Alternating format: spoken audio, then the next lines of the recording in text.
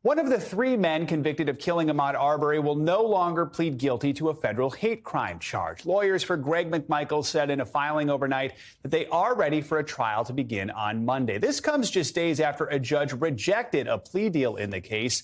That deal would have preempted a trial for McMichael and his son Travis, also convicted for Arbery's death. But we're still waiting a decision from Travis McMichael. NBC News correspondent Blayne Alexander joins us now from Atlanta. So, Blayne, what are you hearing about Greg McMichael's decision to reverse his guilty plea, and could his son Travis do the same?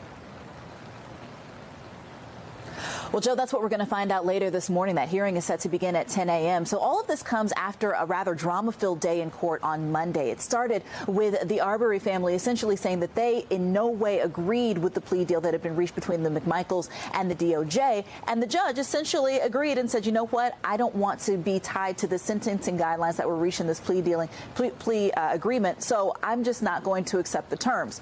So since then, the McMichaels have essentially had a decision to make, whether they are going to decide to still plead guilty or whether they were going to not plead guilty and go before trial. So we know that Greg McMichael, through his attorneys, notified the court that he does intend to stand trial. That's set to begin on Monday. What we're waiting to see now is Travis McMichael. Now, remember, in the proceedings on Monday, Joe, Travis McMichael actually officially entered a guilty plea. So if he were to reverse his decision, he would have to withdraw that plea. And that, of course, raises questions about what that would mean for a trial that would begin on Monday, Joe. And you mentioned that that original plea was met with objections from Arbery's family. What do they want to see happen in this federal trial?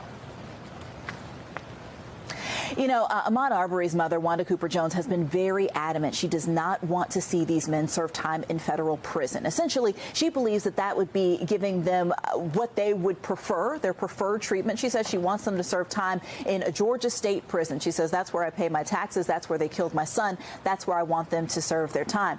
I spoke with Lee Merritt yesterday. He's the attorney, of course, for Wanda Cooper Jones, and said, you know what, a trial is lengthy. It's difficult. Why would she be willing to go through this again? Here's what he had to say. For Wanda, she made a promise to her son that she would get him justice. Right now, her emotions have been so tied to the idea of these men attempting to avoid accountability by entering a less severe prison that she has said that she's no longer interested in hearing what they have to say concerning their motivations. She's more concerned with ensuring that they serve out the entirety of their sentence at the state level. And what's notable there, Joe, is I asked, you know, would hearing them admit in open court that they were racially motivated when they chased down and ultimately killed her son? And he said no, that she's heard everything that she wants to hear from those men. That wouldn't bring her any sort of comfort. She wants to see this go to trial, Joe. And Blayne, what about the third man, the other man convicted of Arbery's murder, William RODDIE BRYAN? He was never part of this plea deal. So what does this federal case look like for him now? Right.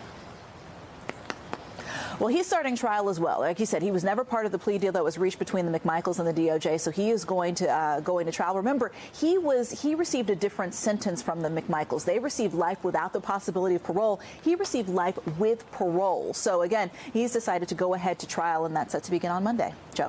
Blayne Alexander, we know you'll stay on this today. Thank you so much.